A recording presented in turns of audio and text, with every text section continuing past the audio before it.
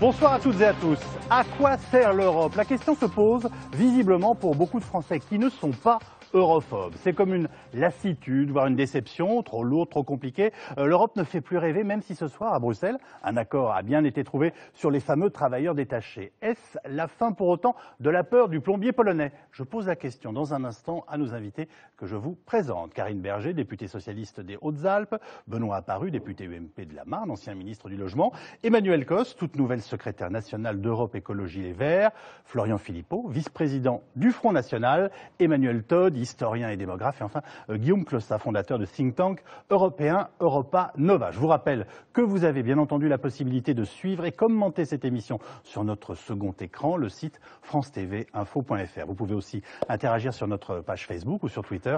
Certaines de vos réactions seront diffusées à l'antenne. Et puis sachez qu'à tout moment, nous serons en direct d'Ukraine où un assaut se préparait en début de soirée contre ceux qui pourtant rêvent d'Europe. Notre débat maintenant. Les ministres du Travail des 27 ont donc fini par tomber d'accord en début de soirée sur la question des travailleurs détachés. Karine Berger, cet accord va-t-il pouvoir concrètement protéger les salariés français d'une concurrence déloyale? Très clairement, enfin, la directive, dès le départ, était faite pour organiser le travail en Europe. Mais elle a été détournée. Alors, soyons concrets, qu'est-ce que ça veut dire? La directive, elle prévoit que dès 1996, que quelqu'un qui travaille en France, quelle que soit sa nationalité, est payé avec un salaire français et travaille en fonction du Code du travail français. Ça a été détourné, c'est-à-dire qu'un certain nombre d'entreprises ont créé des sociétés ad hoc pour conçues de toutes pièces, non pas pour amener par exemple des gens de Pologne vers la France ou des gens du Royaume-Uni vers la France, mais non pas au travers de leur activité normale, mais au travers de la volonté de bénéficier du fait que la protection sociale coûte moins cher en Pologne et au Royaume-Uni. C'était interdit déjà dans la directive de départ, mais on n'avait pas les moyens de contrôle. Et donc c'est détourné en permanence. Ça a été beaucoup détourné. Le nombre de travailleurs détachés en France a été multiplié par 3 ou 4 en l'espace de 15 ans. Il y a énormément de détournements avec beaucoup de difficultés à contrôler. Donc l'accord de ce soir est fondamental. Il dit quoi? Il dit que, par exemple, on pourra demander les documents aux travailleurs eux-mêmes et les documents devront être fournis en français. C'est-à-dire jusqu'à présent, la seule solution, c'était de demander à l'entreprise quelque part en Europe de justifier la présence. Là, c'est les travailleurs eux-mêmes, sur le sol français, qui devront expliquer à quelle entreprise ils appartiennent, sous quel projet, etc. Il y a une deuxième mesure absolument fondamentale et qui était le cœur on va dire des frottements avec nos amis britanniques et polonais, c'était la possibilité de rendre pénalement responsable la société donneur d'ordre, c'est-à-dire ceux qui bénéficient de ce système de détournement du travail seront désormais pénalement responsables. Donc on voit bien que c'est un exemple parfait de l'Europe qui organise les règles et qui protège les citoyens européens. Benoît Apparu, visiblement ce soir Michel Sapin a donc obtenu gain de cause. Est-ce que vous le félicitez? Oui, je le félicite, tant mieux. C'est pas la directive qui est en cause. C'est une fraude à la directive. Et aujourd'hui, on se donne les moyens de lutter contre une fraude. Donc c'est une bonne solution. Le problème de fond est peut-être un peu différent. Il faut aller un tout petit peu plus loin. Pourquoi est-ce que cette fraude a été possible? Parce que les charges dans certains pays sont beaucoup plus élevées qu'ailleurs. Comme ça a été évoqué à l'instant, techniquement, ça marchait comment cette histoire? Le chypriote qui venait travailler en France, ou l'italien ou l'espagnol, avait un salaire français, des règles du droit du travail français, mais payer ses charges dans son pays d'origine. Autrement dit, si j'ai un salaire net de 2 000 € par mois, mais le coût du travail en France, c'est 3 500 €, coût global. Le coût du travail en Pologne, c'est pas 2 000, c'est pas 3 500, c'est 2 008. Donc on organise une fraude pour pouvoir payer 2 008 et non 3 500. Grâce aux charges ou ce qu'on appelle les cotisations. Voilà, grâce aux cotisations sociales inférieures en Pologne par rapport à la France. Ce qui veut dire que le problème de fond reste quand même le taux de cotisation en France. Donc bravo pour cet accord, ça va nous permettre d'éviter, je crois, des fraudes massives qui s'organisaient et surtout un dumping social infra-européen, mais il faut aller plus loin et baisser les charges en France. Emmanuel Cos, l'accord conclu pour limiter les fraudes vous paraît-il satisfaisant?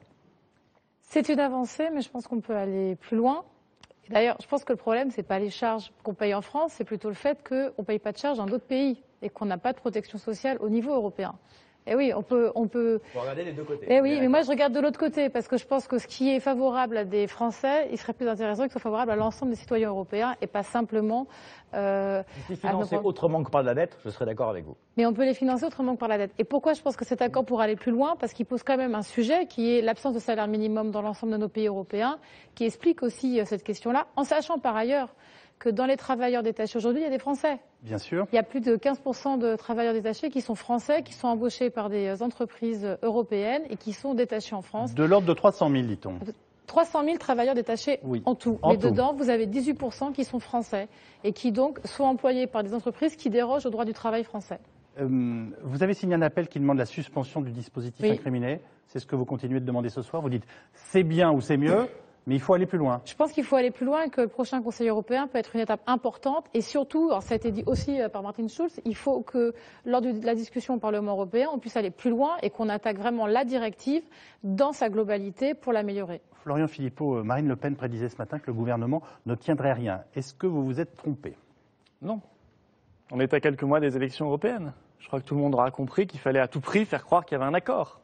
On est dans l'enfumage classique européen, c'est tout à fait cosmétique. Vous voulez dire que c'est une mesure d'urgence? C'est même pas une mesure d'urgence. Le problème, là, on nous dit, on cible déjà les abus et les fraudes. Le problème, c'est même pas les abus et les fraudes, c'est le concept même du détachement. Parce que qu'est-ce que c'est que le détachement? On l'a pas expliqué. C'est qu'un travailleur étranger vient en France faire une prestation de service, c'était 210 000 réguliers l'an dernier. Le Sénat y ajoute 300 000 irréguliers dans un rapport. Ça fait 500 000 par an. Ce sont des gens qui payent les charges sociales du pays d'origine, très largement inférieures effectivement la plupart du temps aux charges sociales françaises. Ça, c'est la directive détachement de 96. Mais c'est même pas que ça. Il y a un règlement dont on ne parle jamais et qui est le nœud de tout, c'est le règlement européen de 2004 sur la sécurité sociale. C'est lui qui a posé ce principe-là. Parce qu'avant 2004, il y avait très peu de détachements. C'était 7 000 en l'an 2000. C'est ce règlement européen de 2004 dont on ne parle pas. Et c'est lui qu'il faudrait abroger en priorité, d'autant qu'il a été fait en même temps que le grand élargissement à 10 pays d'Europe de l'Est. Et on sait que la plupart des travailleurs détachés viennent d'Europe de l'Est. Bref, on organise la concurrence déloyale, la guerre des travailleurs les uns contre les autres. C'est un parfait symptôme de ce qu'est devenu l'Union européenne aujourd'hui. Concrètement, comment voudriez-vous empêcher l'arrivée de ces travailleurs européens? Je rappelle que le principe de base de la construction européenne, c'est la libre circulation des hommes, des femmes et accessoirement des idées. Mais ça n'a rien à voir avec la concurrence déloyale et le fait de tirer vers le bas tout le monde, le dumping social. Ma question, c'est comment vous les empêchez d'arriver? Alors, l'objectif qu'on doit se fixer, c'est l'abrogation des directives détachement 96 et en même temps, règlement européen de 2004 sur la sécurité sociale. En attendant, on fait une proposition extrêmement concrète de temps d'abroger ces directives et ces règlements. C'est de créer un impôt, la contribution contre le dumping social pour mettre à niveau, c'est-à-dire un impôt compensatoire. Les entreprises, quand elles font du détachement, pour les dissuader de le faire, eh bien, elles doivent payer le différentiel entre les charges sociales qu'elles paient dans le pays d'origine et les charges sociales qu'elles devraient payer si elles les payaient en France. Et cet impôt-là, eh bien, il sera affecté à la sécurité sociale parce que l'autre problème de la directive détachement, c'est que non seulement ça crée de la concurrence déloyale pour nos travailleurs, il y a des chantiers entiers où vous avez un tiers ou la moitié de travailleurs étrangers. Et en plus, ça fait des recettes en moins pour la sécurité sociale française. Le Sénat estime que c'est 2 milliards d'euros de recettes qui manquent chaque année en France maintenant à cause de la directive détachement. Je rappelle que ce que vous appelez le dumping social, enfin pas vous seulement d'ailleurs, c'est ce qu'on appelle en français tout simplement de la concurrence déloyale. Oui, un exemple très simple, sur le chantier de Flamanville, vous avez un tiers de travailleurs étrangers. Très bien. Alors, Guillaume Clossat. Je trouve très intéressant l'analyse de Florian Philippot, qui est de regarder uniquement une facette du sujet. On n'aura pas la même, c'est sûr. Non, mais je veux dire, quand on est de mauvaise foi, on regarde seulement le verre à moitié plein ou à moitié vide. On peut regarder le verre dans sa globalité. Il y a entre 170 000 et 200 000 Français qui sont détachés. Ces 170 000 à 200 000 Français détachés gagnent 2 à 3 fois plus que les gens qui sont détachés en France. Ces gens-là paient leurs cotisations sociales en France et pas dans le pays d'origine.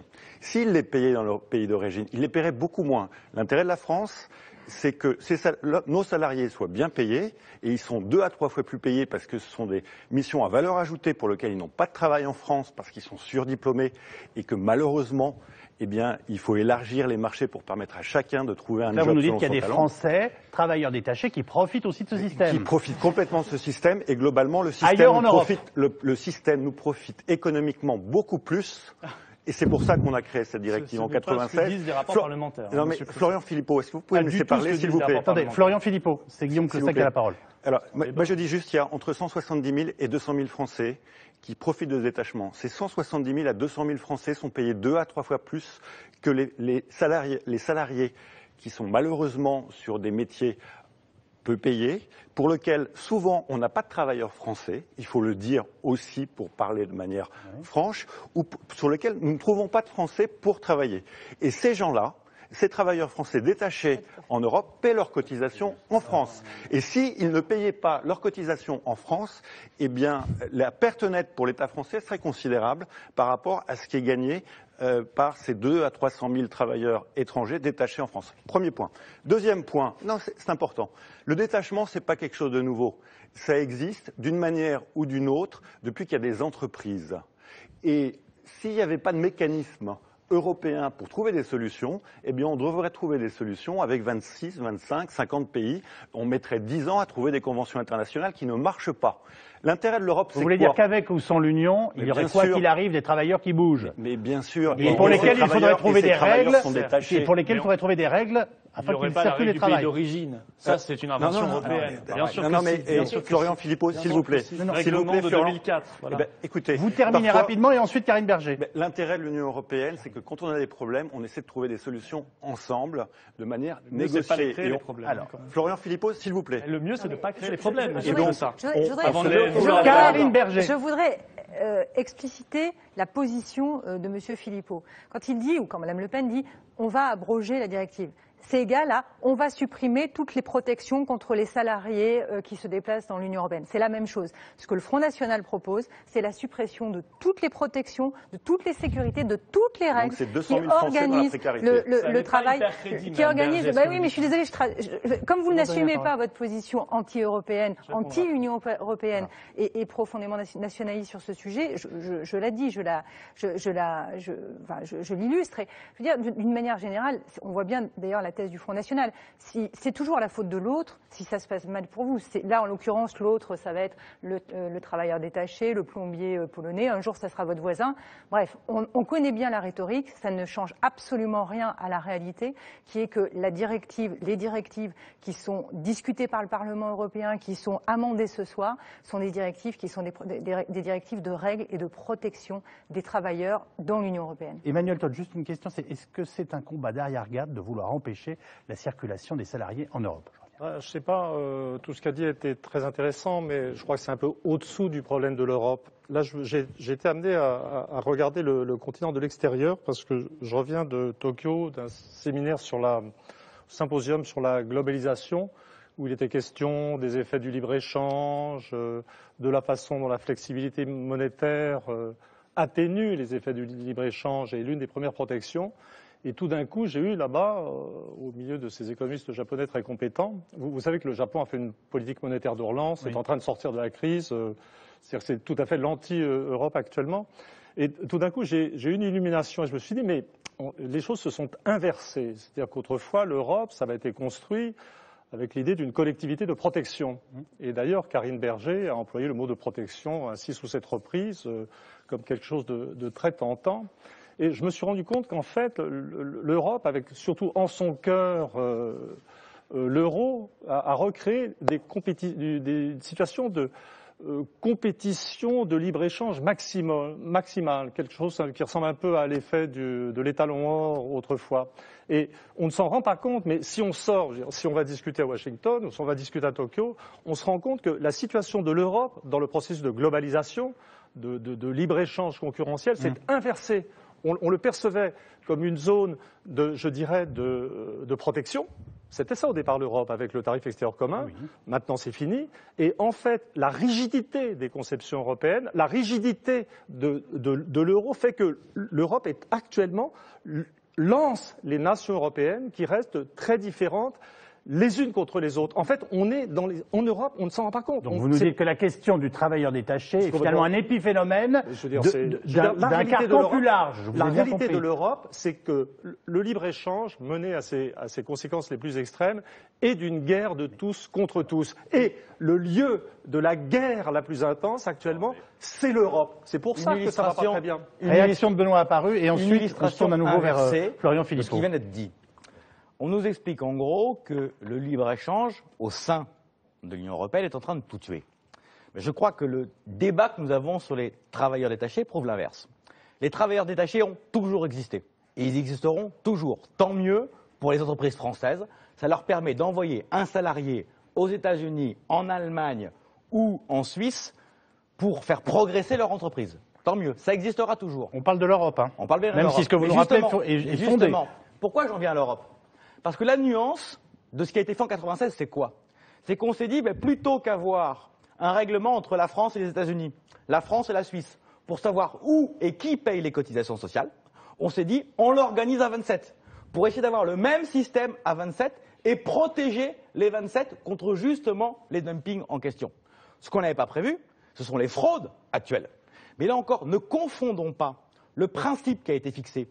On règle ensemble cette question à 27 et les fraudes qui sont organisées par tel ou tel. Ne confondons pas, là encore, la cause d'un problème et la conséquence du problème. Florian Philippot, juste une remarque. Le Front National dénonce la mort des PME à cause de cette directive. Mais excusez-moi, ce sont bien les PME françaises qui utilisent ces travailleurs. À un moment ou à un autre. Ce sont bien des entreprises françaises qui les font travailler. Et moi, je vais quand même rappeler tout le monde au réel. Et qui marchent davantage. Je sais que Mme Berger... Grâce à ces travailleurs détachés. Vous répondez à ma question. Non, mais je vais vous répondre exactement. Voilà. Et après, vous pourrez répondre à Mme Berger. Votre capacité à faire bouger les lignes peut nous surprendre tous, on le sait. Mais de là à nier le réel, c'est quand même surprenant. Je vous invite à aller au salon Batimat. Nous y sommes allés avec Marine Le Pen. La Fédération française du bâtiment nous a reçus, nous a demandé de signer sa pétition contre cette directive, pétition qui s'appelle Pétition contre la concurrence déloyale. Nous l'avons signé bien volontiers parce que c'est le secteur du BTP qui est extrêmement important, qui est victime de ça. Ce sont des PME françaises qui ferment parce qu'elles n'ont plus la capacité d'être concurrentielles. Victimes d'une fraude, pas d'une directive. Non, victimes d'un système. C'est le règlement européen de 2004. Vous ne voulez pas le voir, ce règlement. On paye les charges sociales. En France, c'est 52%. En Espagne, c'est 37%. En Pologne, c'est 26%. En Bulgarie, c'est 20%. Voilà, c'est pas avec un salaire minimum à 500 € pour tout le monde, parce que ce serait ça, un salaire minimum européen, vous allez y arriver. Alors après, je suis d'accord aussi avec M. Todd, c'est un symptôme de la concurrence généralisée, organisée aussi par le libre-échange et l'euro. Je ne peux pas vous laisser dire ça. Le salaire minimum s'applique à tous les travailleurs détachés qui travaillent en France. Parce que Mme Cos disait, je veux un salaire minimum européen.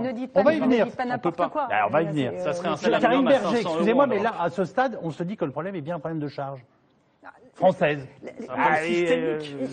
La question des cotisations patronales qui sont différentes en Europe est une question, j'ai envie de dire, liée au choix de l'Europe sociale et du degré d'Europe sociale. Moi, je suis comme Emmanuel Cos, je pense qu'il faudra qu'on mette en place un salaire minimum commun à l'ensemble des pays de l'Union européenne. À combien avec un mécanisme, si nécessaire, de serpent, comme on a fait pour faire converger les monnaies, comme on a fait pour faire converger un certain nombre d'aspects fiscaux, on peut le faire au travers d'un mécanisme de serpent. On rapprochera petit à petit les salaires de référence de chacun des pays.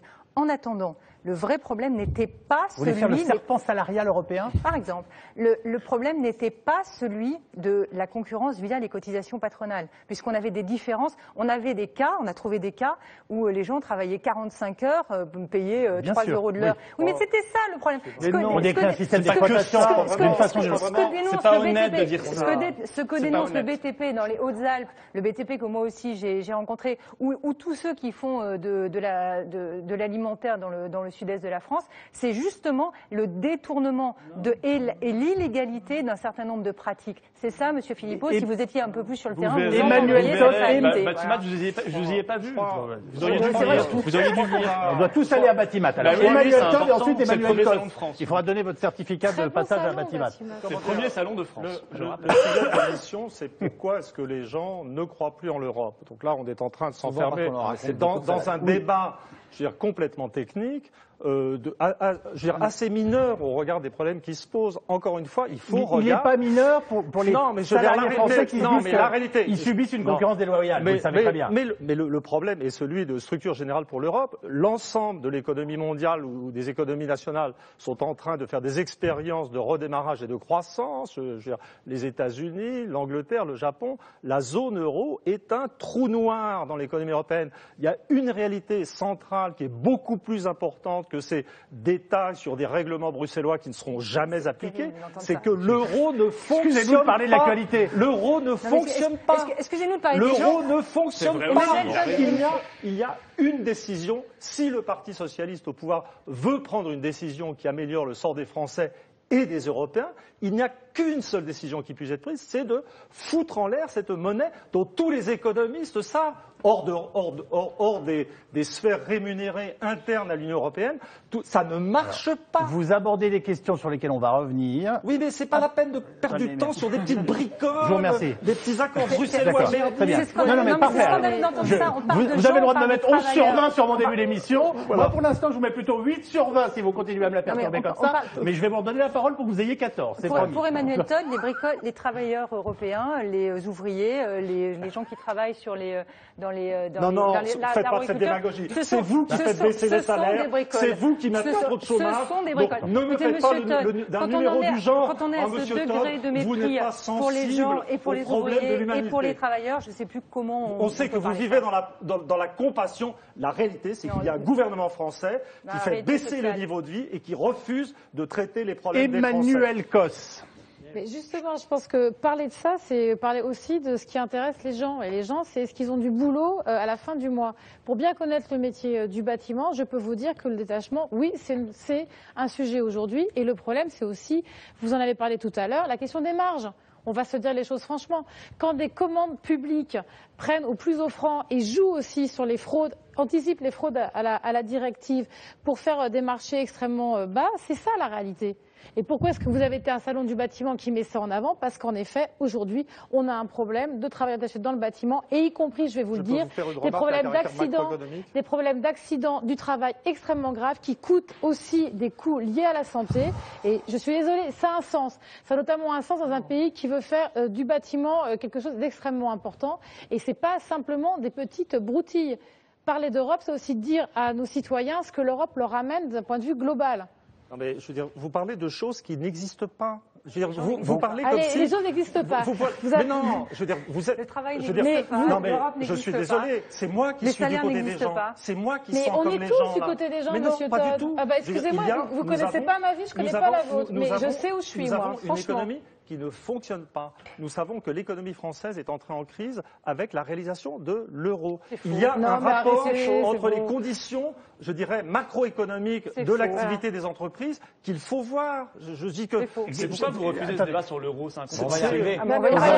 Merci.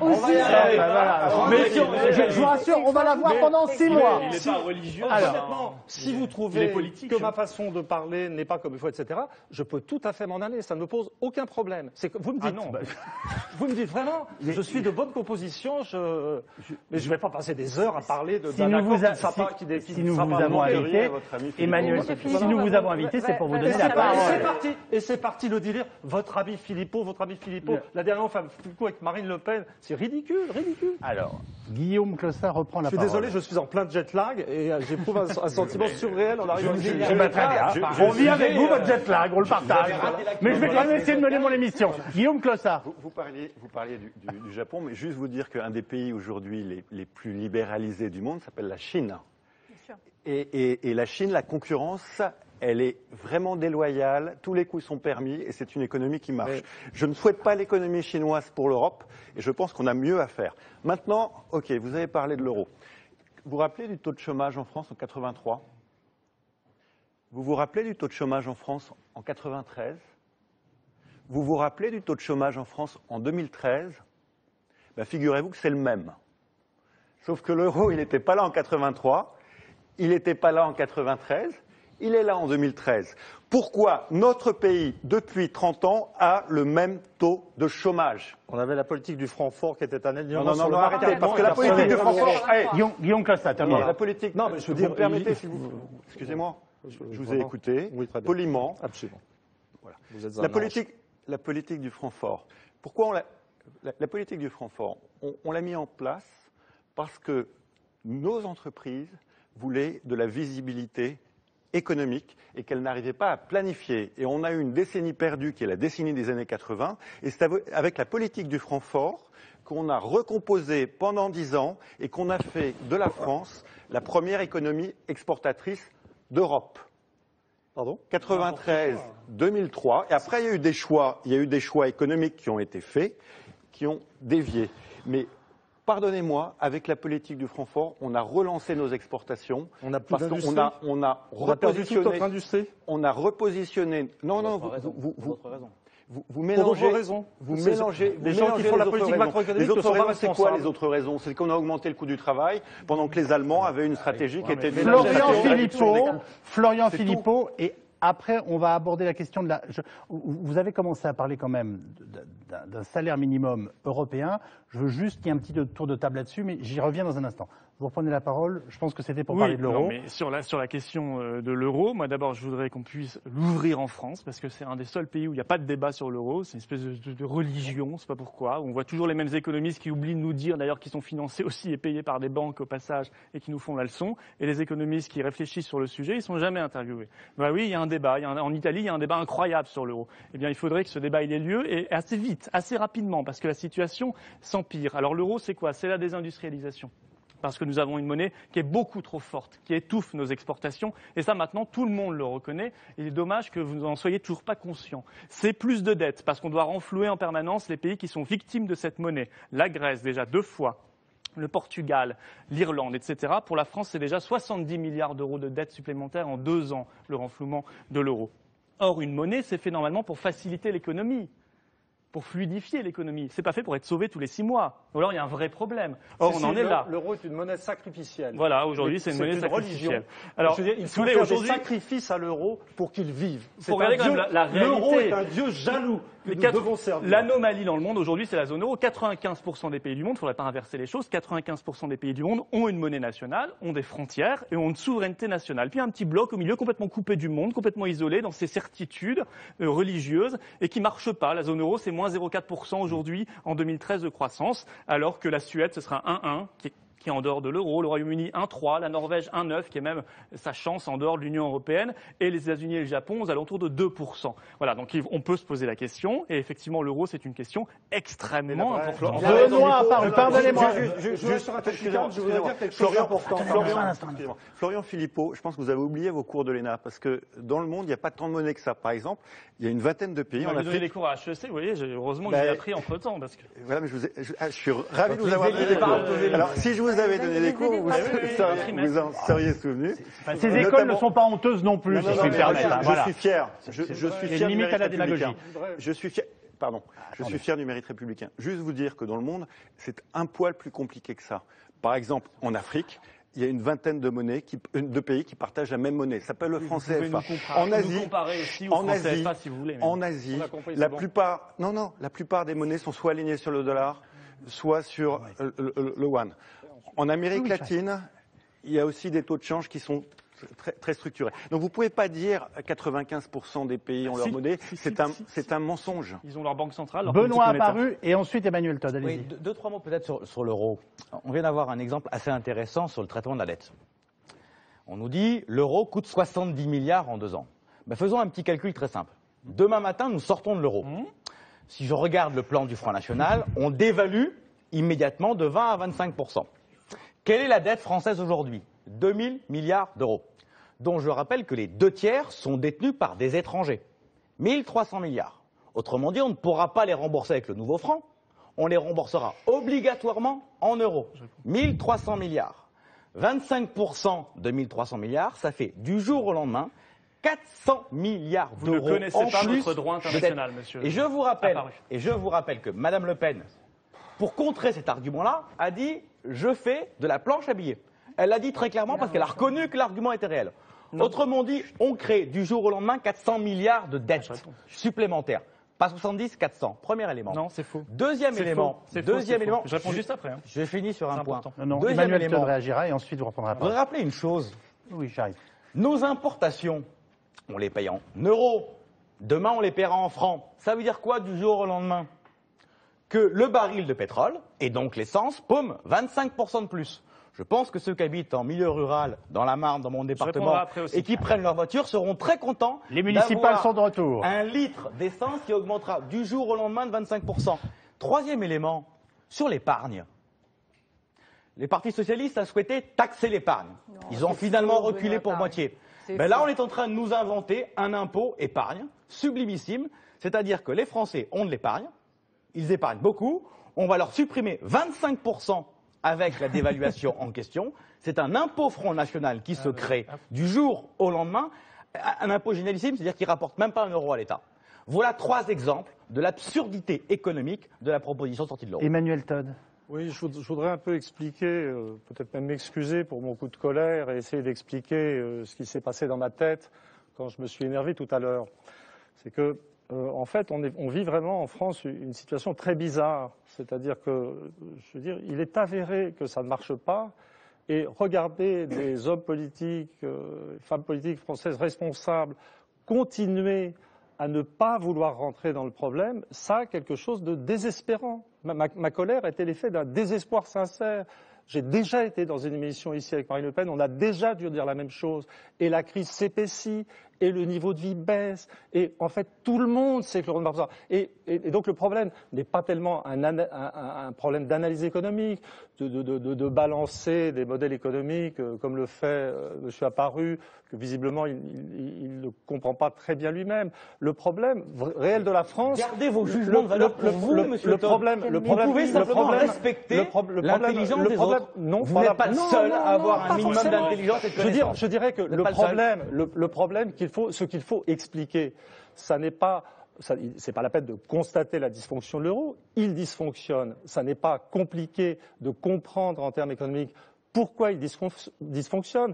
La chose qu'il faut expliquer, je dirais pour les savants qui s'occupent de sciences sociales ou d'économie en un sens métaphysique, c'est pourquoi on a cette classe dirigeante. Qu'est-ce qui fait qu'un système politique arrive à nous produire des hommes et des femmes politiques comme ça qui ne sont plus capables de défendre leur pays? Puisque vous êtes si intelligent, pourquoi vous ne vous présentez pas à des élections? Mais je veux dire, ça va se terminer. Vous régleriez le problème, apparemment, vu votre intelligence supérieure. Comme ça. Peut-être ça va se terminer comme ça. Mais ça n'est pas mon métier. Je vais vraiment réagir sur l'axe Philippe Todd. J'ai un respect fondamental de la démocratie libérale. C'est d'ailleurs pour ça que je n'ai jamais accepté le Front National. Mais je suis de plus en plus saisi par la dimension tragique. J'arrive du Japon où je vois un gouvernement qui est très à droite en théorie et qui tout d'un coup se soucie de l'état de l'économie de son peuple, de sa population, et qui fait des politiques de relance, qui seraient considérées comme quasiment d'extrême gauche ici. Vraiment, je suis désolé, je vais essayer de me taire maintenant, mais je voudrais dire que mon coup de colère et peut-être d'irresponsabilité médiatique de tout à l'heure, était l'expression d'un désespoir sincère de citoyens. Karine Berger. Je voudrais réagir et essayer peut-être de... D'abord, première chose, sur le Japon est en train de rentrer en récession. Donc c'est vrai que c'est un modèle intéressant, mais qui, à mon sens, n'est pas tout à fait encore abouti. Mais c'est certainement pas inintéressant de réfléchir à la France en étant un petit peu à l'extérieur. Tout à fait. Et à la situation de l'Europe au sein d'une économie mondialisée. Et d'ailleurs, si Emmanuel Todd rentre du Japon, moi je rentre de Turquie. Et en Turquie, je peux vous assurer que l'Europe, ça fait rêver. Vous savez, quand on est chez nous, on n'arrête pas de taper sur l'Europe. Quand on est Monsieur Philippot, on vomit sur l'Europe. Quand on est Emmanuel Todd, on vomit sur l'euro. Mais à l'extérieur de l'Europe, c'est la civilisation, c'est les valeurs, c'est les droits des personnes, c'est la capacité à rester unis dans la mondialisation. C'est quelque chose d'extrêmement puissant, l'Europe, qui fait rêver et qu'on a envie de rejoindre. Pourquoi on a envie de rejoindre? Parce qu'évidemment, dans la mondialisation, la seule solution, c'est l'union. L'Europe, c'est la lutte contre la jungle. L'Europe, l'Union européenne et l'euro, c'est la protection de notre souveraineté. Pourquoi nous avons choisi de faire l'Union européenne à la sortie de la Seconde Guerre mondiale? C'est pour protéger notre souveraineté dans un monde qui allait forcément être bouleversé par deux immenses puissances qui s'appelaient d'un côté les États-Unis et de l'autre l'Union soviétique. Si on était resté tout seul, là, tout petit, isolé, croyez véritablement qu'on aurait réussi à avoir l'évolution sociale et économique que nous avons eue depuis 50 ou 60 ans? Eh bien, ce que vous proposez à la France, Monsieur Philippot, et ce que vous proposez aussi à la France, Monsieur Todd, c'est un isolement. C'est d'être balayé par la mondialisation, tout seul, isolé, rétrogradé. Votre politique pour la France, c'est la rétrogradation de la France. Réaction de Florent Philippot, s'il vous plaît. Madame Berger, étudiez votre histoire, vous confondez la liberté et l'isolement. C'est aujourd'hui l'Union européenne qui nous isole et nous coupe de la croissance mondiale et vous devriez vous en rendre compte. Alors, ce n'est pas avec ces arguments très, excusez-moi, mais très creux que vous allez convaincre qui que ce soit. On va parler de choses sérieuses. Alors je réponds à monsieur Apparu sur la dette. Le droit international s'exprime. Il y a une lex monetae, comme elle s'appelle d'ailleurs, le droit international de la monnaie. Aujourd'hui, 85% de notre dette publique est libellée en contrat de droit français. Et donc, si on change de monnaie, on remboursera en monnaie française. Monsieur Sapir l'explique extrêmement bien. Et donc, l'augmentation de la dette, elle sera minime de l'ordre de 3 points de PIB, déjà inférieur à ce qu'on a payé pour le remboursement de la dette de l'euro aujourd'hui avec la Grèce, etc. Deuxième point, sur les importations. Excusez-moi, mais en l'an 2000, vous savez combien valait l'euro ? Il valait 40% de moins que maintenant. Il valait 0,88 $. Est-ce que vous aviez l'impression à l'époque que votre essence était 40% plus chère, que vos produits importés étaient 40% plus chers ? Si, c'était une dévaluation de 40% par rapport à la valeur actuelle de l'euro. Votre argument ne tient pas, notamment sur l'essence, pour une raison simple, c'est que vous oubliez dans le prix de l'essence, il y a 60 à 70% de taxes. Donc l'augmentation dont vous parlez du prix du baril ne s'applique pas du tout à 100% du prix à la pompe, elle s'applique maximum à 30 ou 35%. Et vous ne parlez jamais des effets positifs. Mais vous savez, si le Japon a dévalué récemment sa monnaie, si le Royaume-Uni a dévalué sa livre sterling, si la Suisse a dévalué il y a très peu de temps son franc suisse, ils ne sont pas idiots. Ils n'ont pas envie de payer plus cher leur essence et leurs produits importés. Ils veulent relancer leur économie et leurs exportations. C'est exactement ce qu'ils ont fait. Alors, ayons un débat raisonné, raisonnable. Cessons de revenir sans arrêt à 1945 parce que ça n'a aucun sens. L'Europe n'a plus rien à voir avec ce qu'elle était au départ. Et le général de Gaulle, excusez-moi, n'aurait pas accepté de payer sa baguette de pain en euros et n'aurait pas accepté. Lisez les mémoires du général de Gaulle, vous verrez la conception qu'il avait de l'indépendance de la France, de la grandeur de la France, et il n'aurait pas accepté de voir notre souveraineté bradée à des gens non élus. Parce que ça devrait vous poser un problème démocratique aussi, l'Europe. Ça n'est pas démocratique ni républicain. Toute petite réaction de Benoît Apparu, et on aborde une nouvelle page avec Emmanuel Cos. J'aimerais qu'on m'explique une chose. Si l'euro est si naze que ça, comment se fait-il que l'Allemagne, l'Autriche et certains pays du Nord, membres de l'euro, se portent aussi bien que ça ? Puisqu'on nous dit que l'euro est la faute du chômage, de la dette, de la crise, de tout. Tout est fautif à cause de l'euro. Pourquoi ça marche bien en Allemagne? Pourquoi ça marche bien en Autriche? Pourquoi ça marche bien dans les pays du Nord qui sont membres de l'euro? Mais pourquoi ça ne marche pas bien en Grande-Bretagne? Pourquoi est-ce que la dette a doublé en Grande-Bretagne depuis 2007, 100% d'augmentation de dette, alors qu'elle n'a augmenté que, ce qui est beaucoup trop, de 40% en France et de 30% en moyenne européenne? Pourquoi le commerce extérieur britannique a un déficit qui est le double de la France? Ils n'ont pas l'euro. Donc si je comprends bien, quand on n'a pas l'euro, le commerce extérieur, c'est génial. Expliquez-moi pourquoi le double de déficit en Grande-Bretagne par rapport à la France. J'aimerais qu'on me dise pourquoi tout va si bien en Grande-Bretagne et pas si bien en Allemagne. Je crois que son problème, c'est que pour lui, les pays sont des espèces d'entités abstraites qu'on peut comparer comme ça sur une seule variable, etc. Il n'a pas du tout en vue le fait que l'Allemagne existe avec une certaine organisation sociale, un certain type de structure familiale, un certain type de gestion des corps intermédiaires, que l'Angleterre existe avec un autre régime de flexibilité, le Japon aussi, que le Japon existe et que la France existe. Pourtant, vous avez bien pris une comparaison japonaise tout à l'heure. Le problème fondamental de la France, c'est que c'est un pays extrêmement complexe. D'ailleurs, on a fait un livre avec mon copain Levraz sur cette complexité, que ce pays n'est pas l'Allemagne, que la gestion traditionnelle du coût du travail en France, c'était par la dévaluation, que la France a eu l'idée extraordinaire d'inventer l'euro dans lequel elle s'est ligotée, et que la France est simplement un pays qui, de par sa structure... Donc, en fait, ce qui est très intéressant, et c'est l'erreur fondamentale de l'Europe, l'Europe et l'euro sont un projet abstrait qui se refuse à voir ce que sont réellement les nations. Il y a une diversité de nations. Et je dirais, l'euro a été voté quand même. L'euro a été voté.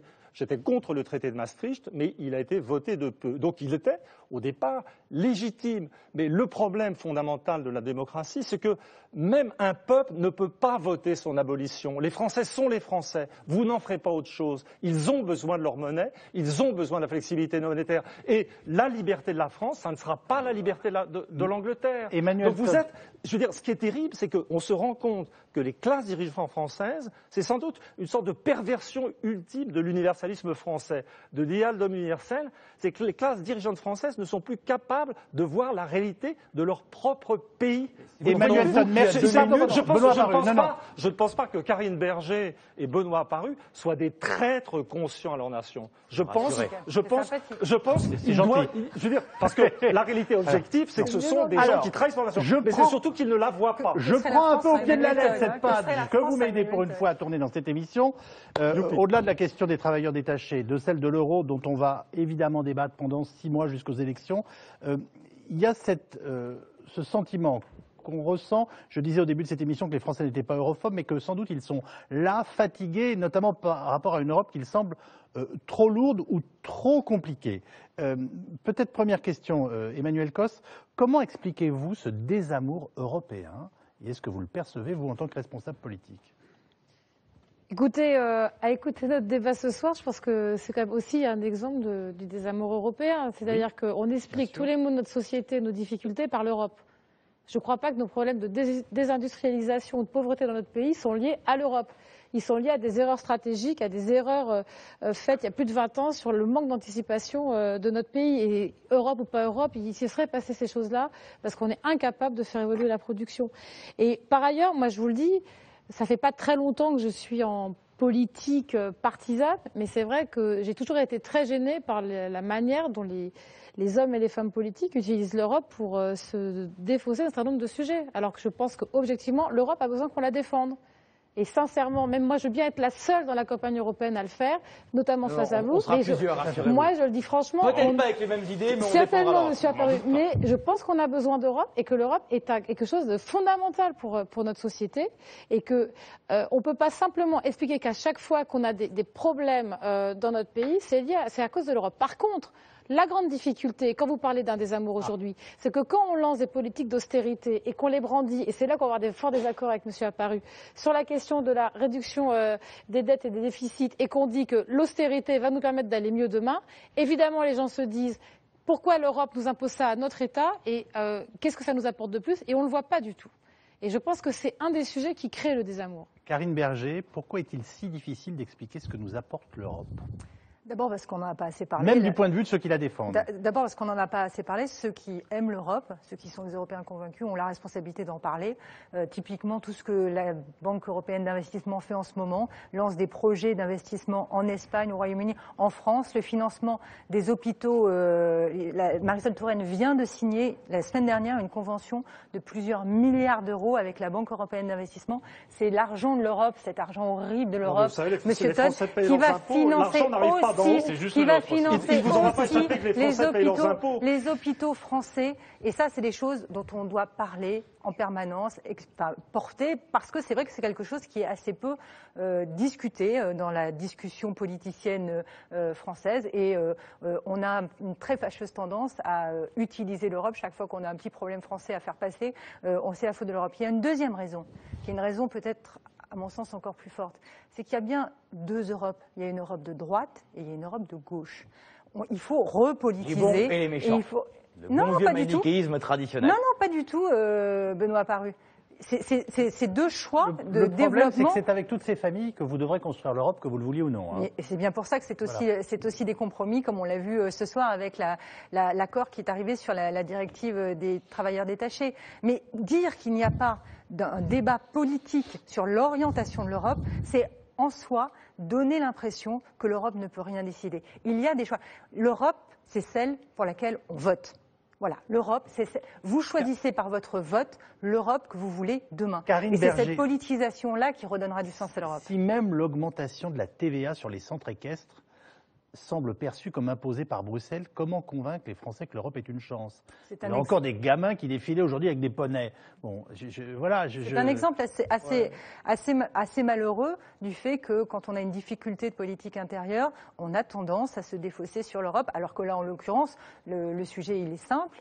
Quand on s'est mis d'accord au niveau européen pour avoir un rapprochement des taux de fiscalité, et ça correspond à l'harmonisation fiscale et sociale que la gauche appelle de ses voeux depuis toujours, parce que ça fait partie de cette Europe de gauche, cette Europe sociale, cette Europe de l'harmonisation fiscale, c'est l'Europe de gauche. Eh bien, quand on s'est mis d'accord sur un certain nombre d'harmonisations, on ne peut pas essayer d'utiliser cette harmonisation pour se défausser d'un débat intérieur. Guillaume Clossat, est-ce que vous avez conscience du fait que l'Europe semble aujourd'hui très souvent couper des peuples? Et si oui, comment l'expliquez-vous? Je crois qu'il y a plusieurs explications. D'abord pour mes compatriotes, ils ont besoin de sentir que, et Emmanuel Todd a raison, que la classe politique croit en l'Europe, mais qu'elle a plus que cette vision, je dirais, fictionnelle de l'Europe, qu'elle la vit dans sa chair, qu'elle a quasiment un rapport géographique charnel avec l'Europe. Et les dirigeants d'après-guerre, ils avaient ce rapport. D'abord, ils parlaient plusieurs langues. Ensuite, ils connaissaient très bien les pays européens, De Gaulle, Mitterrand. L'Europe, pour eux, était une évidence intellectuelle, culturelle, et ça se sentait. Et ils savaient où ils allaient. Et je crois que ça, c'est quelque chose de très important. La deuxième chose... Robert Schuman appelait une Europe organisée et vivante. Aujourd'hui, elle paraît désorganisée et mortellement ennuyeuse. C'est-à-dire que, moi, je crois, pardon Emmanuel Todd, laissez-moi juste quelques secondes. Là, pour une fois, je lève le doigt. Hein. Oui, mais je crois que on a tout eu faux dans la manière de présenter la construction européenne. On a focalisé sur le pilier économique au lendemain de la guerre, alors qu'en fait, en parallèle, on construisait un pilier humain qui était les droits de l'homme, la Cour européenne des droits de l'homme, qui sont des valeurs fondamentales, uniquement partagées et mises en œuvre au niveau européen. Dignité de la personne humaine, interdiction de la peine de mort, respect de la vie privée. Ces valeurs, elles sont appliquées par une Cour supranationale, qui s'appelle la Cour européenne des droits de l'homme, et tous les pays de l'Union européenne l'appliquent. Et elles sont vraiment structurantes dans notre vie quotidienne, on s'en rend même plus compte. Le rapport à notre vie privée, à notre sexualité, aux données privées sont des choses très européennes et voilà, ça fait partie de la vie. J'ai eu la chance de faire Erasmus en 95.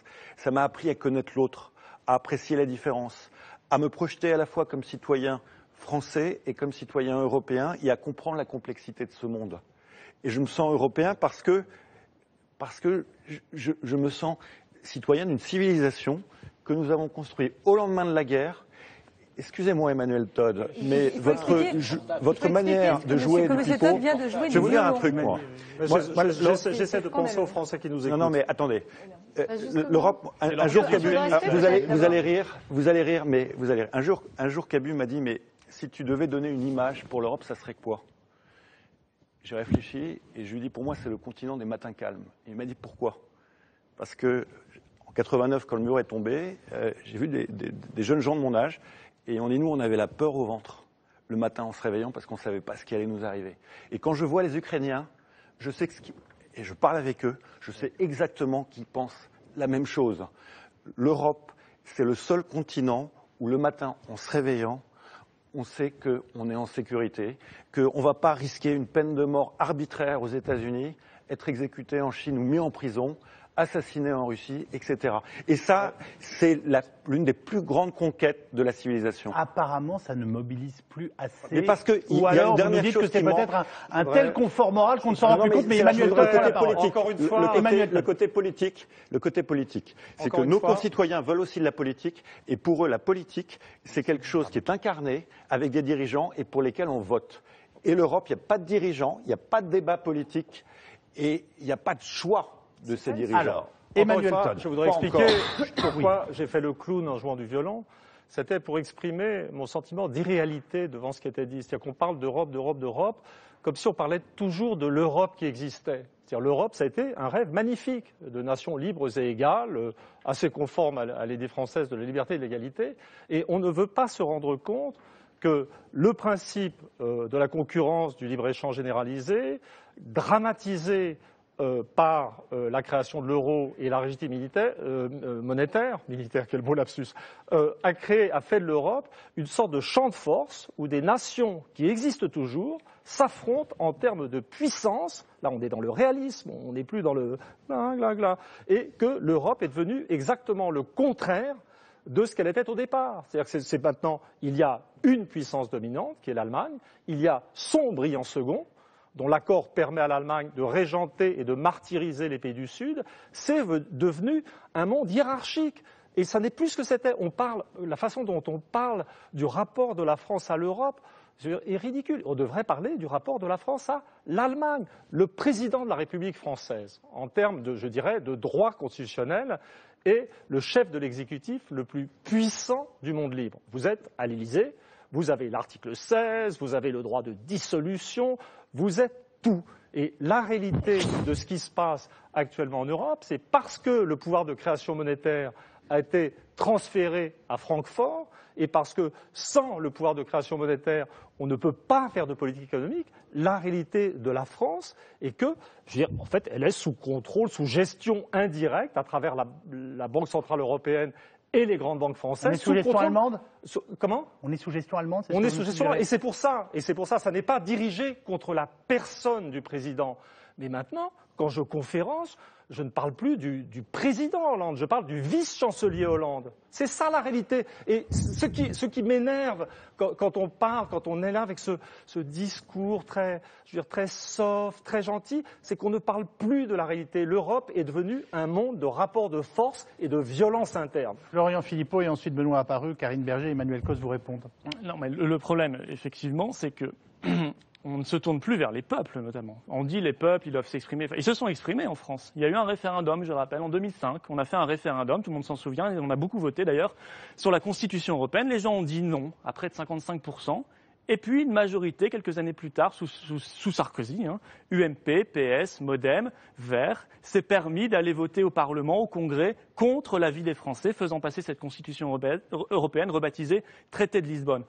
N'espérez pas, après ça, créer de la confiance dans un système européen qui a démontré qu'il se faisait contre les peuples. Et aujourd'hui, vous n'avez plus aucun débat. Je veux dire, la directive détachement, elle aurait dû faire l'objet d'un débat, c'est quand même extrêmement important. L'euro, ça devrait faire l'objet d'un débat. L'ouverture totale des frontières ou le protectionnisme intelligent que nous prônons, ça devrait faire l'objet d'un débat. La question des Roms et des frontières, ça devrait faire l'objet d'un débat. Mais non, parce que il y a aujourd'hui les violons, effectivement. J'ai l'impression d'être sur le Titanic. Pendant que ça coule, on a l'orchestre. Vous savez, l'orchestre jouait en haut, là. Il continue à jouer pendant que les troisième classes sont en train de se noyer. Les troisième classes aujourd'hui, c'est les peuples européens.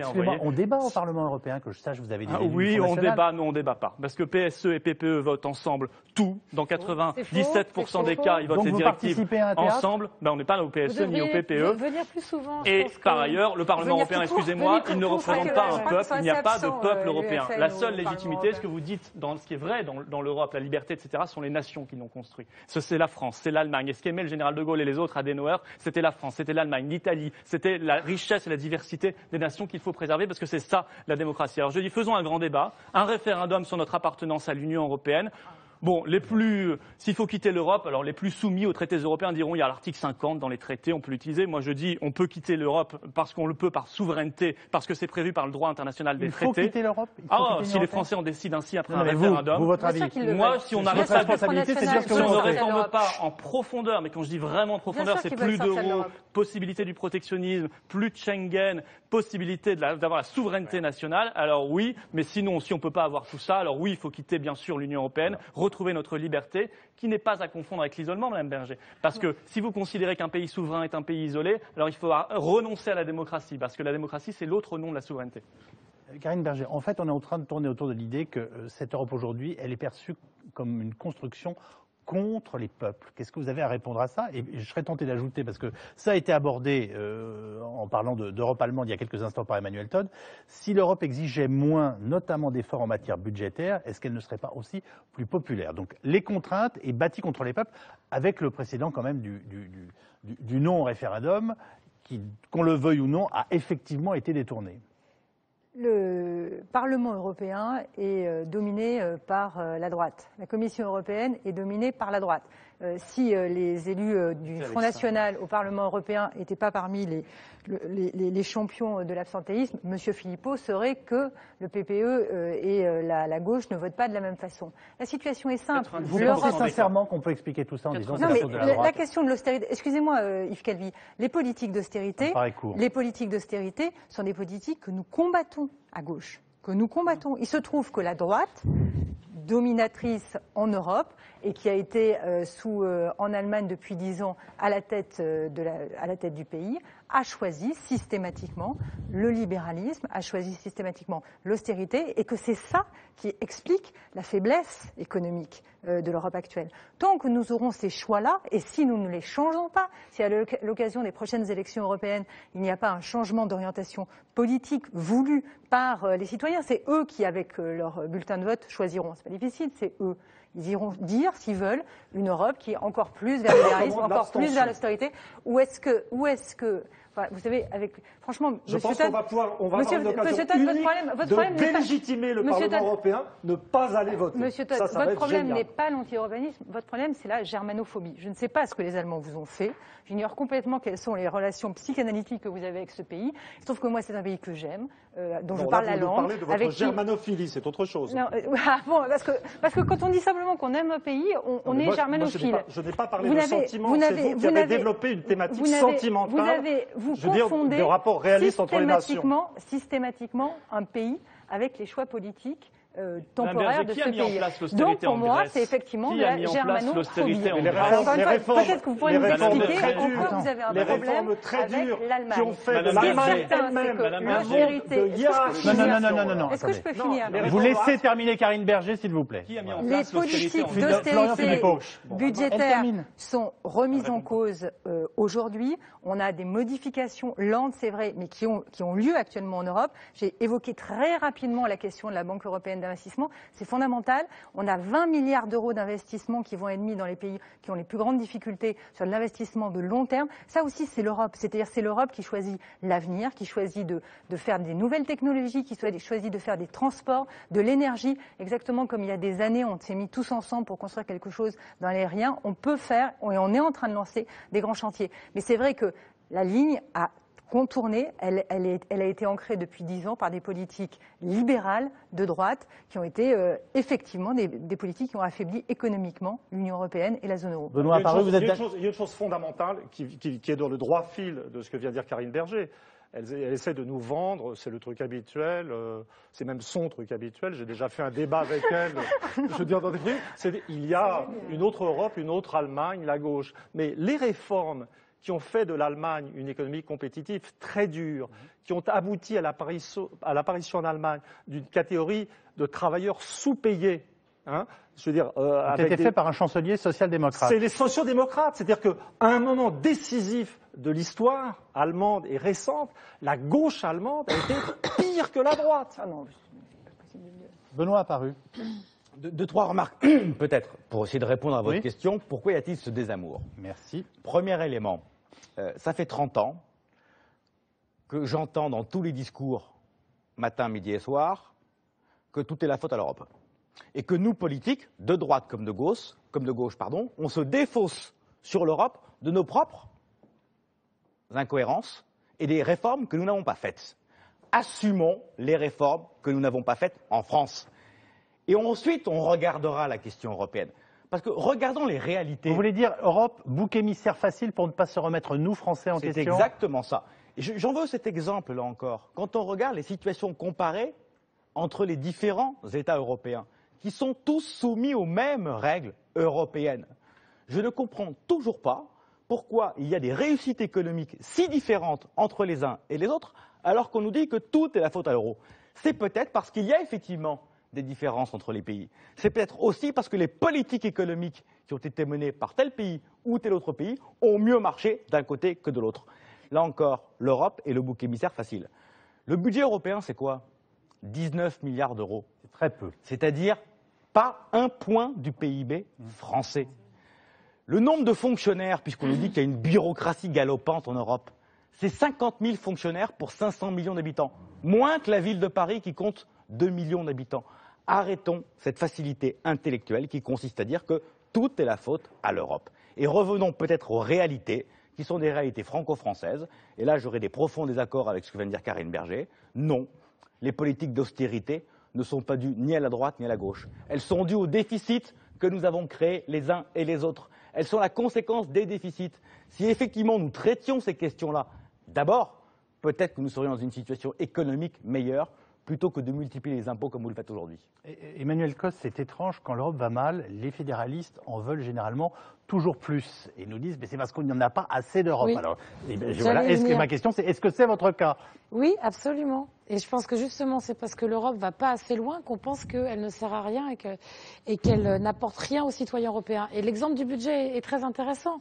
L'Europe n'a pas de budget, n'a pas d'autonomie budgétaire. On vient de voter un budget, malheureusement, avec un accord de François Hollande qui a accepté un budget bradé. On a fait 85 milliards d'économies, et y compris, vous l'avez vu, si vous vous en souvenez pas, on nous a expliqué qu'on allait avoir plus d'argent sur le chômage des jeunes. En même temps, on a quand même dû se battre pour garder des aides aux plus démunis, qui sont quand même quelque chose d'extrêmement important au niveau européen. Mais c'est vrai qu'aujourd'hui, l'Europe, c'est quoi? C'est un budget très faible. C'est une administration qui a du mal à être présente dans les régions européennes, dans l'ensemble des pays, pour mettre en place sa politique.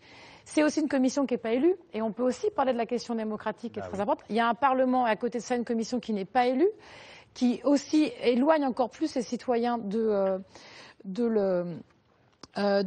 cette réalisation européenne. Et oui, c'est vrai que nous, écologistes, nous sommes pour une région plus fédérale. Et je vais même vous dire, mais je sais que je vais peut-être créer quelques colères de M. Todd, mais je pense que le problème, c'est aussi le problème de l'État-nation. Moi, je vous dis franchement, je crois qu'il faut... C'est le vrai débat, ça. Mais oui, c'est ça. On a des vraies oppositions, mais moi, je le dis franchement, je pense que l'Europe sera d'autant plus intéressante pour tout le monde qu'on arrivera à une dissolution de l'État-nation et quelque chose de beaucoup plus intégré. Et je sais que c'est un... Mais je préfère quand c'est avoué.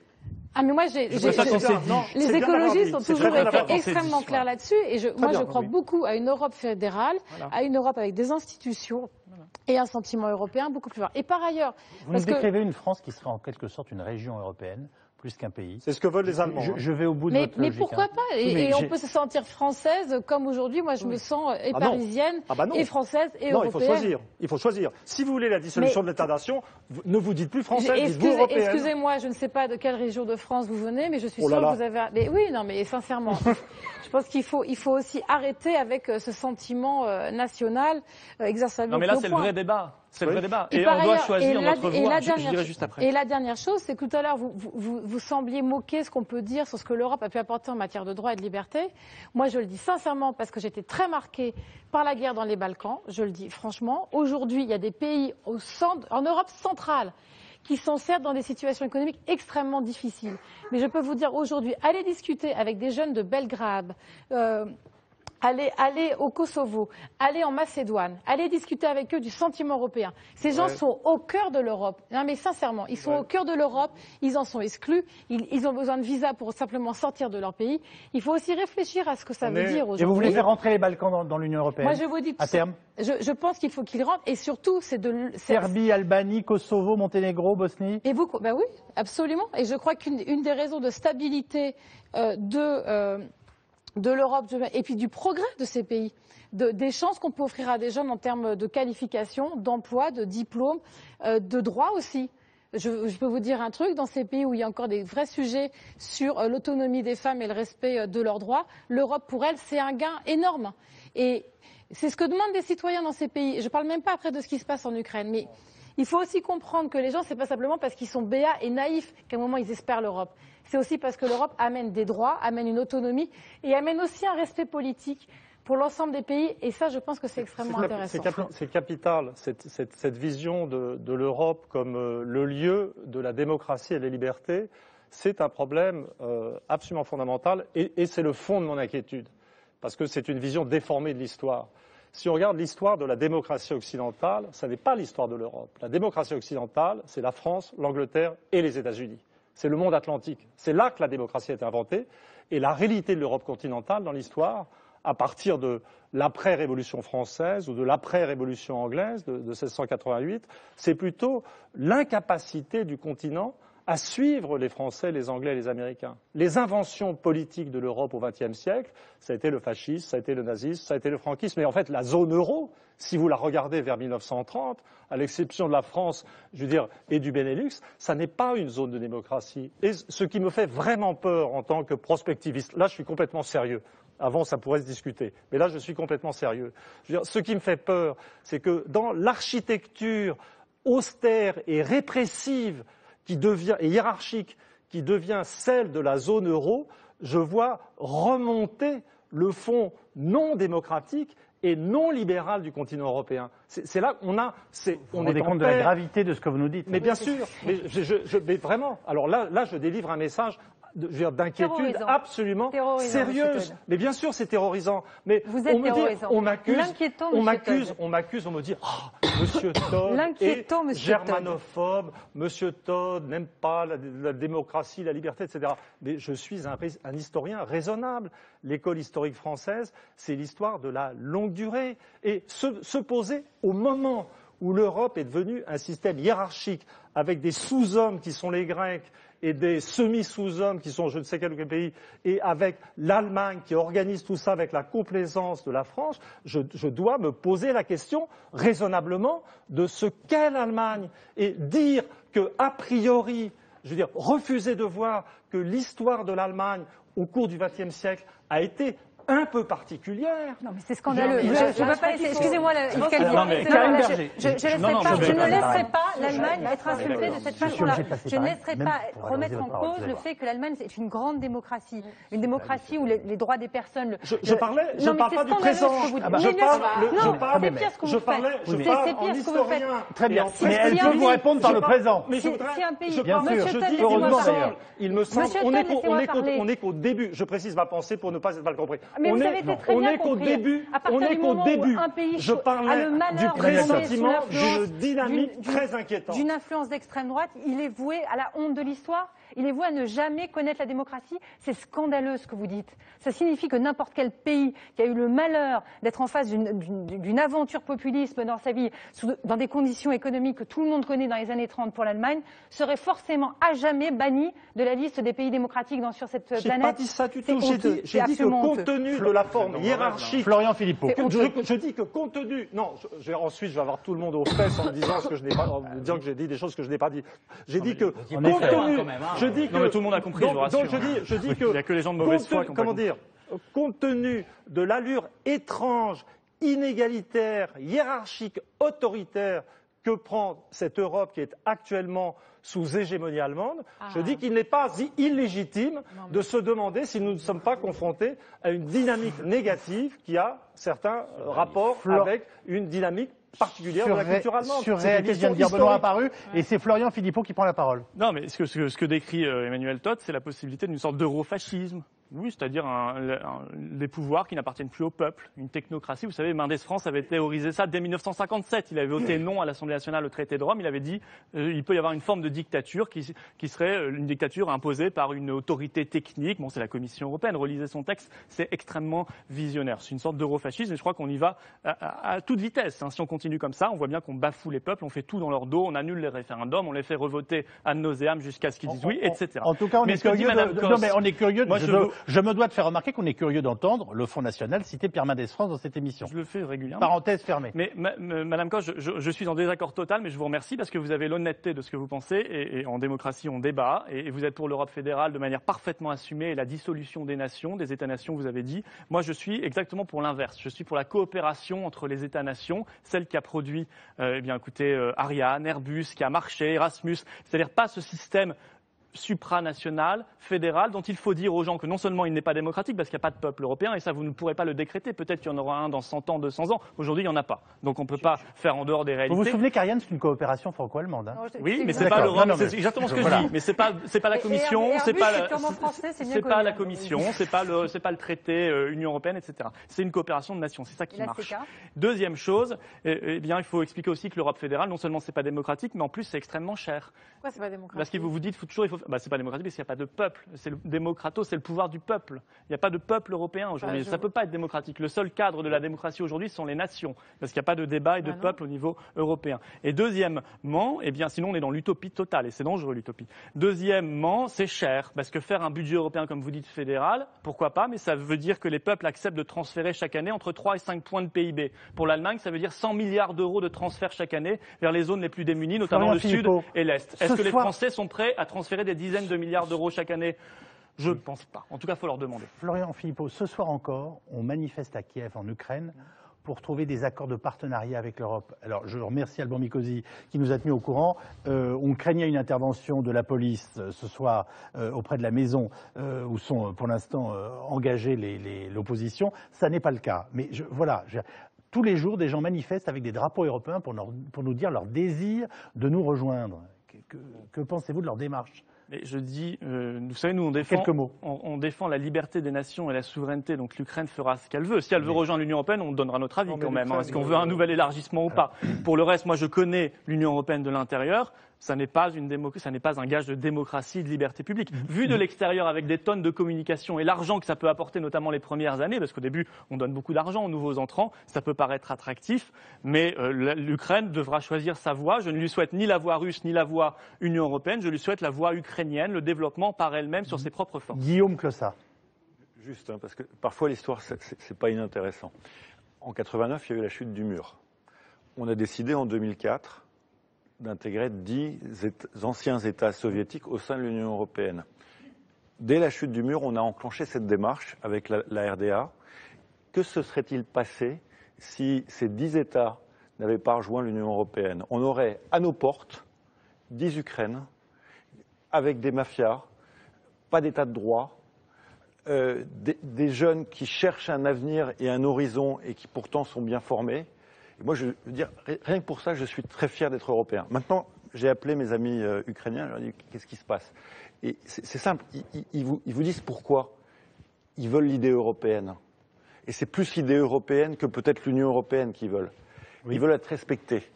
Non, mais c'est important. Ils veulent être respectés dans leur vie quotidienne. Ils veulent être respectés dans leurs différences. Les femmes veulent être respectées. Non, mais c'est peut-être stupide, hein. Vous me direz, vous êtes naïfs, les valeurs, vous savez. Ils veulent l'état de droit. Ils veulent l'état de droit. Ils savent que la démocratie, c'est pas un système parfait, mais ils veulent des systèmes qui protègent contre la corruption.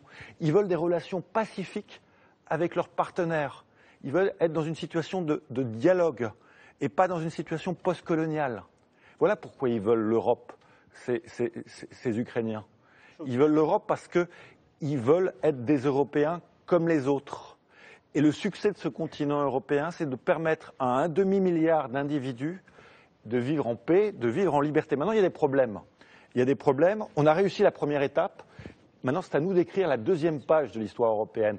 Et la deuxième page de l'histoire européenne, pour moi, c'est une démocratie européenne qui articule démocratie nationale et démocratie continentale. C'est un pilote dans l'avion, c'est des débats continentaux sur les grands sujets sur lesquels il n'y a plus de souveraineté nationale et sur lesquels on a besoin de discuter ensemble, parce qu'il y a des sujets qui relèvent de la souveraineté nationale et qui resteront. Il y a des sujets sur lesquels on sait qu'il n'y a plus de souveraineté nationale. La régulation financière, le développement durable, les grandes politiques d'innovation, parce qu'aujourd'hui il y a une révolution industrielle.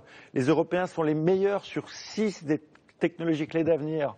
On est incapable de mettre les centaines de milliards qui sont nécessaires et les Chinois et les Américains le font parce qu'ils ont la taille critique.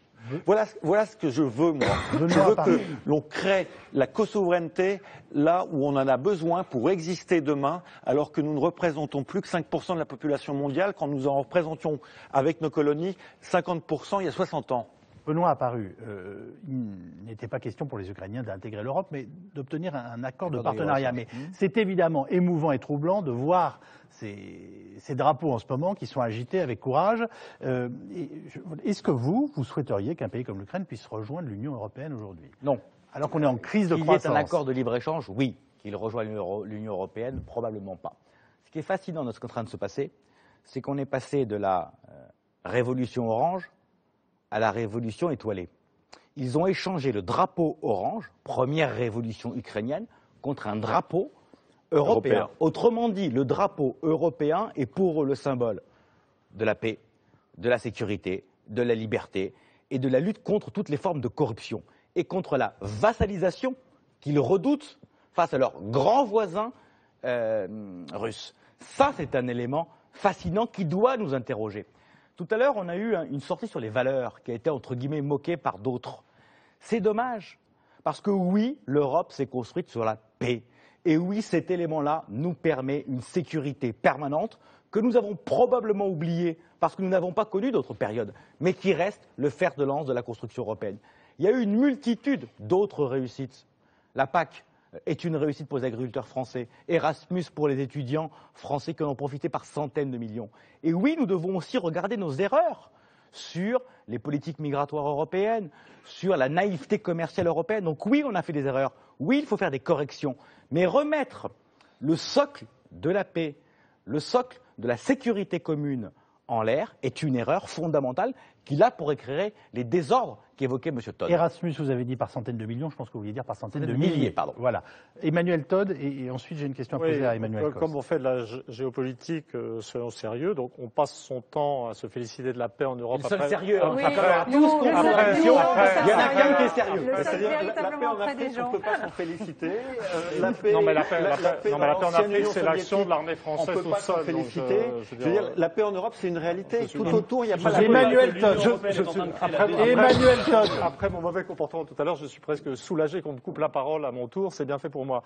La paix en Europe, je crois qu'il faut quand même être raisonnable. N'oublions pas de remercier nos amis américains qui ont établi la paix en Europe occidentale, qui par elle-même n'était arrivée à rien qui soit manifeste. En ce qui concerne l'Ukraine, je suis un peu préoccupé d'entendre un nouveau mythe monter, l'idée les Ukrainiens veulent ceci, les Ukrainiens veulent cela.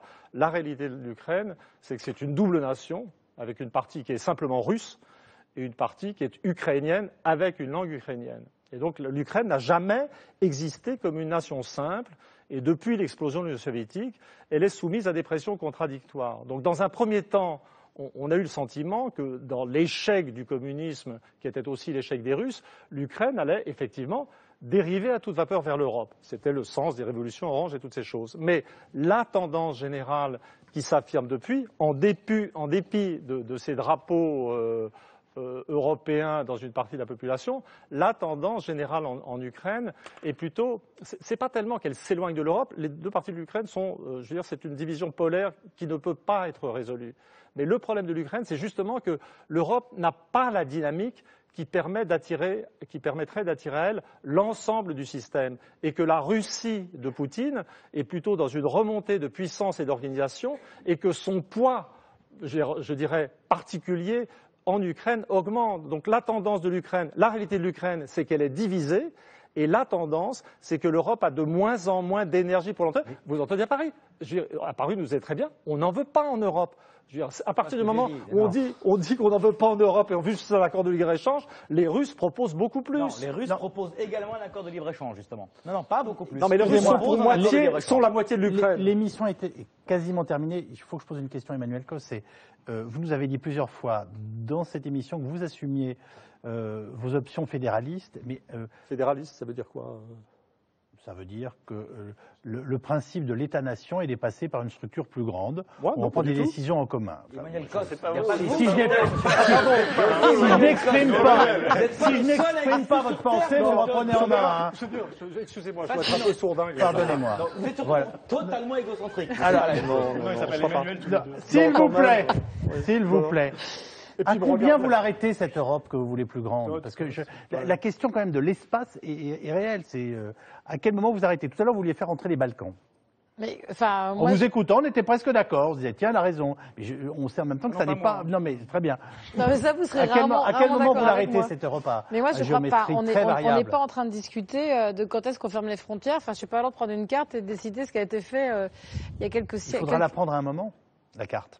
Non, mais je pense qu'aujourd'hui, il faut discuter des peuples qui se sentent européens et qui veulent y être. Moi, je ne vais pas dire, comme a fait M. Apparu toute seule, l'Ukraine, oui ou non, la Turquie, oui ou non, tout ça. Je pense que ça relève de débats démocratiques et en Europe et avec ces pays-là. Et ce qui est certain, c'est qu'on a un certain nombre de pays qui se vivent depuis fort longtemps aux frontières de plusieurs continents. Et ce que vous dites sur l'Ukraine est vrai. C'est un pays extrêmement divisé, qui est aussi lié à un joug russe très compliqué et que les 20 dernières années ont été extrêmement difficiles. Mais en même temps, cet État, il cherche aussi à avoir une autonomie politique et une démocratie plus forte. Donc moi, je ne veux pas répondre à votre question de on arrête ou pas. Ce qui est certain, c'est qu'aujourd'hui, on a des pays c'est difficile d'y répondre. Mais non, parce qu'aujourd'hui, on a déjà des pays qui sont au cœur de l'Europe. Et l'histoire européenne s'est faite, par exemple, dans les Balkans. On ne peut pas faire comme si ces pays-là, leur développement ne nous intéressait pas. Être européen, c'est aussi regarder ce qui se passe devant nous.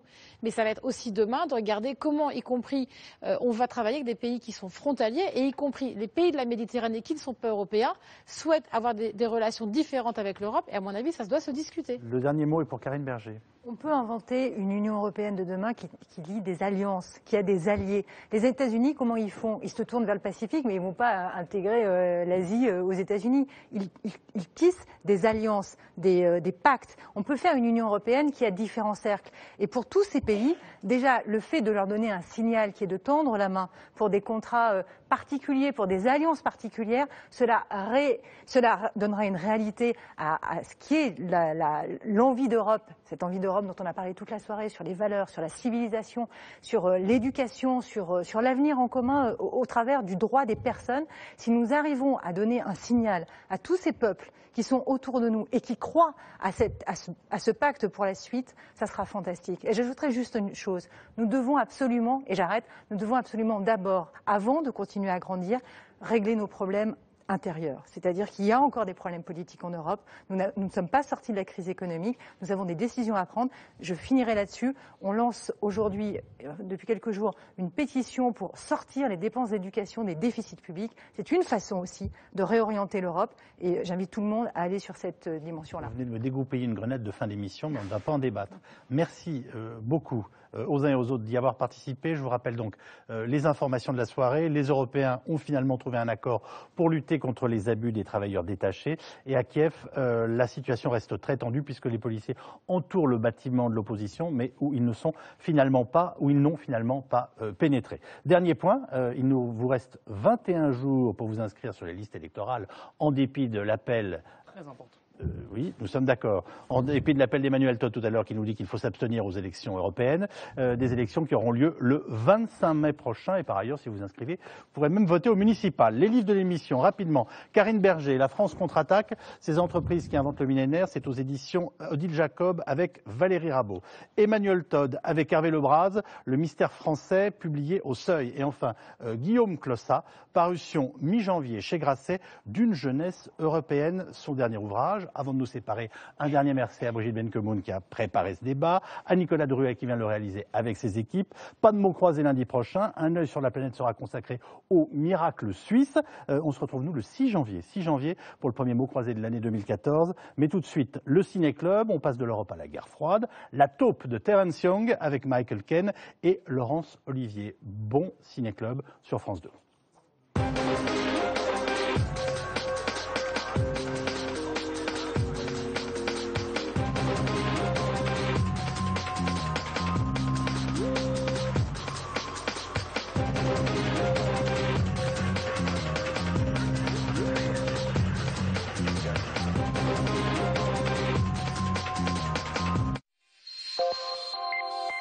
Dès maintenant, pour plus d'infos, rendez-vous sur France2.fr.